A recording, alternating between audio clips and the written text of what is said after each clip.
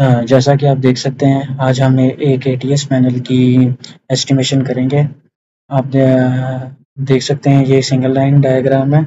Single line diagram में आप देख सकते हैं, आज हम इस एटीएस पैनल की, बिकॉज ये आज की रिक्वायरमेंट है।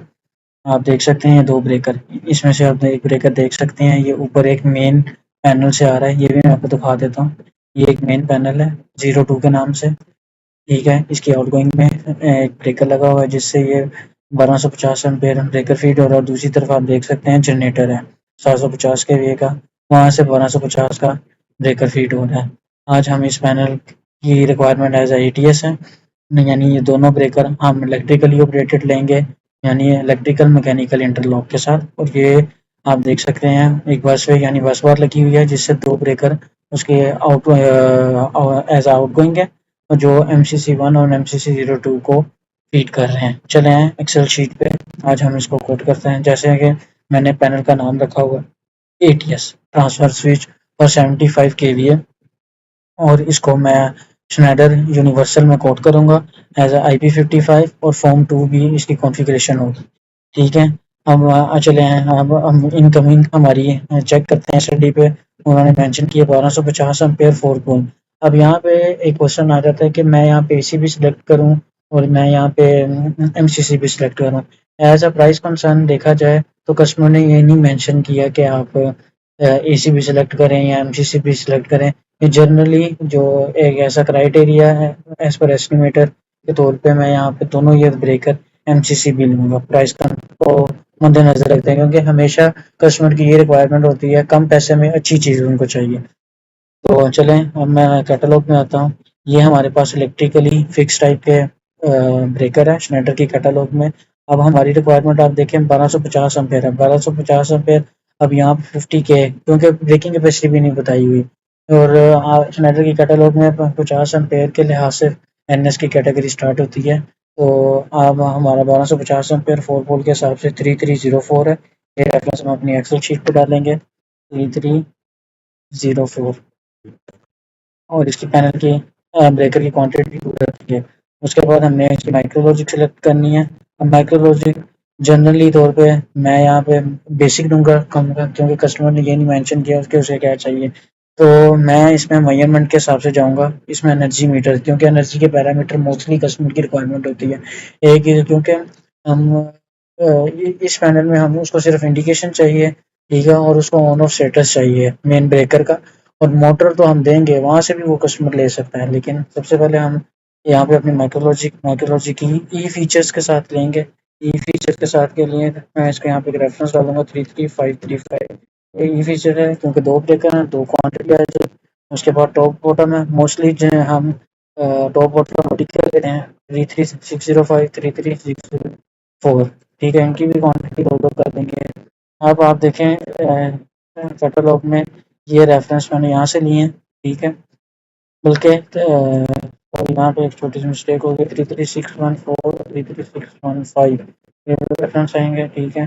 अब मोटर के लिए हम यहाँ पे स्टैंडर्ड मोटर लेंगे, जो 220 वोल्ट और 240 वोल्ट पर रन करेगी, 33688, ठीक है। दो ऑक्सिलरी कॉन्टैक्ट लेंगे यहाँ पे दोनों में, 3,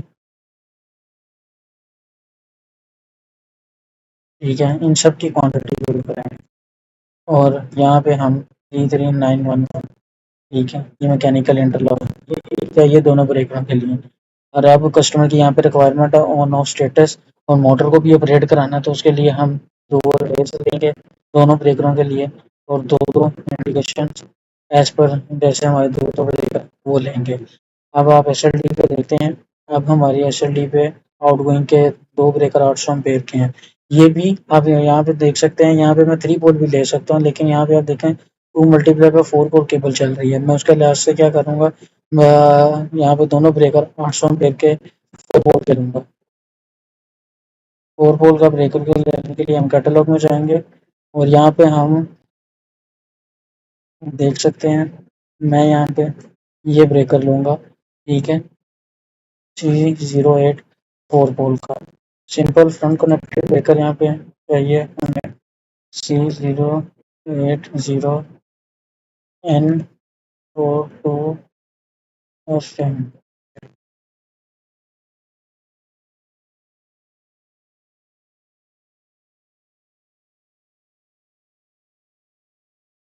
और इसकी क्वांटिटी दो करें।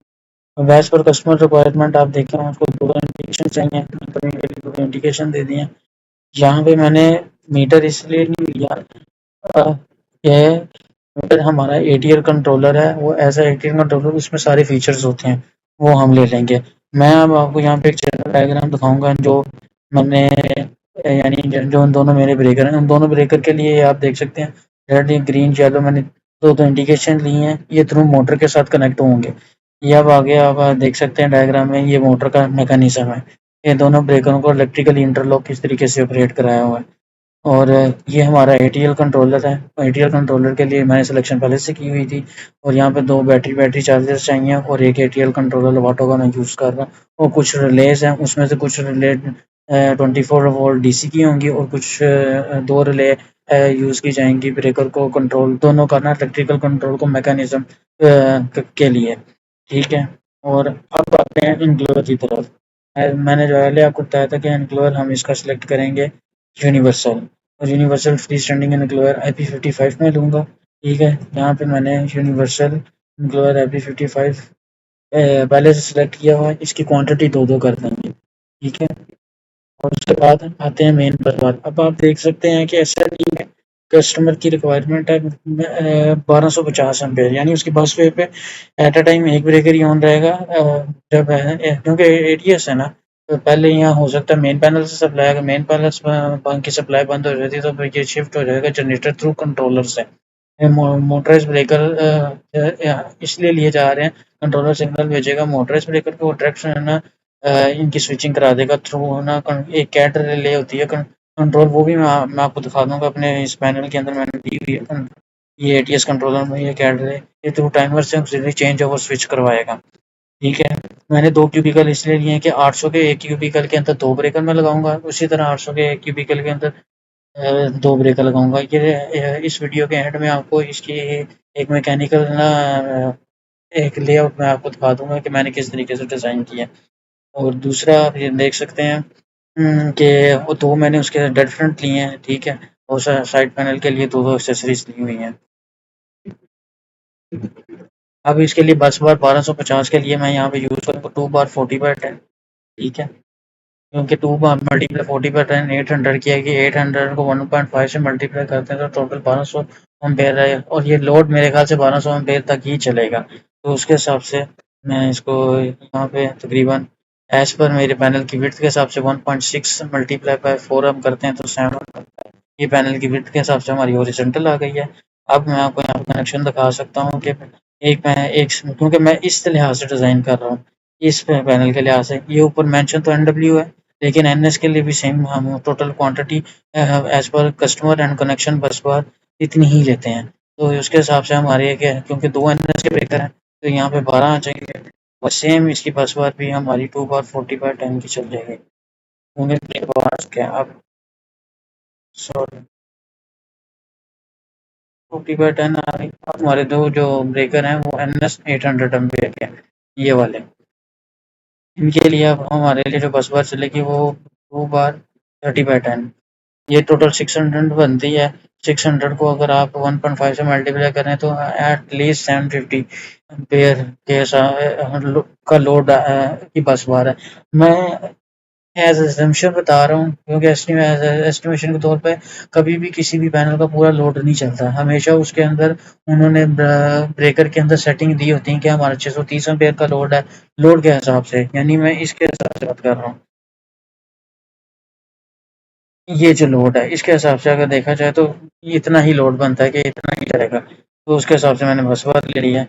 ये ठीक है। यहाँ पे 24 कनेक्शन आने थे, इसके भी 24 टोटल कनेक्शन आने हैं और हमारी अर्थ होनी है 2 बार